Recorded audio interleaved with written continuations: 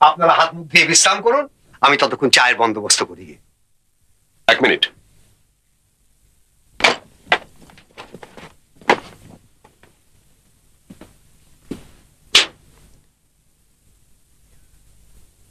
চা, টি, fresh from Darjeeling.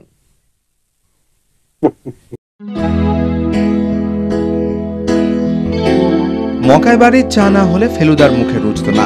27 নম্বর বনমালী নস্করলেনের ঘনশ্যাম দাস চায়ের কাপে চুমুক না দিলে গুল গল্প শুরু করতেই পারতেন না। চা শক্তিবর্ধক, এনার্জি বন্ধক, টনিক। এ কথা কি আর নতুন করে বলার অপেক্ষা রাখে? ইস্ট ইন্ডিয়া কোম্পানির হাত ধরে চা ভারতবর্ষে ঢুকে পড়ার পর থেকে যে বিপ্লব শুরু হয়েছিল তার খণ্ডাংশ উঠে এসেছে চায়ে, দ্য এক্সপিরিয়েন্স অফ ইন্ডিয়ান টি বইটিতে। রেখা সারিন ও রাজন কাপুরের বইটির আনুষ্ঠানিক প্রকাশ হলো শহরের একটি নামজাদা হোটেলে।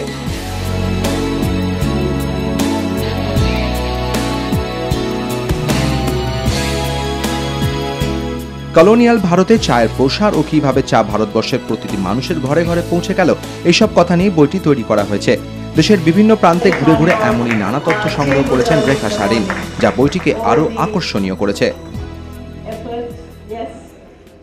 नेचर लवर हूँ और उस पॉइंट ऑफ व्यू से मैंने ये सब्जेक्ट पकड़ा, लेकिन जब सब्जेक्ट गहराई में गई तो मैंने देखा कि इसमें बहुत कुछ नॉलेज भी है और बड़ी एक्सपर्टीज़ है, और जो हमारी कंट्री है इसमें इतनी वैरायटीज़ ऑफ टी है कि कहीं शायद none of the other tea producing countries उनमें नहीं है जितनी वैरायटी और रेंज हमारे में है।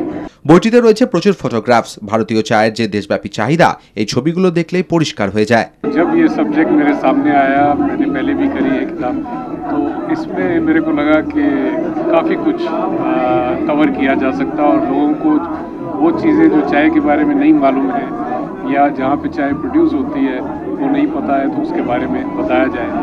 तो बस चाय में इन्वॉल्व हो गया। নিয়োগী বুকস থেকে প্রকাশিত বইটি অবশ্যই পাঠক মহলে সাড়া ফেলে দেবে, কারণ চা এমনই একটি নিত্য প্রয়োজনীয় পানীয় যা না খেলে দেশের সকাল শুরু হয় না। ক্যামেরায় কুণাল চৌধুরীর সঙ্গে সৌরভ চট্টোপাধ্যায়, ইটিভি নিউজ বাংলা, কলকাতা।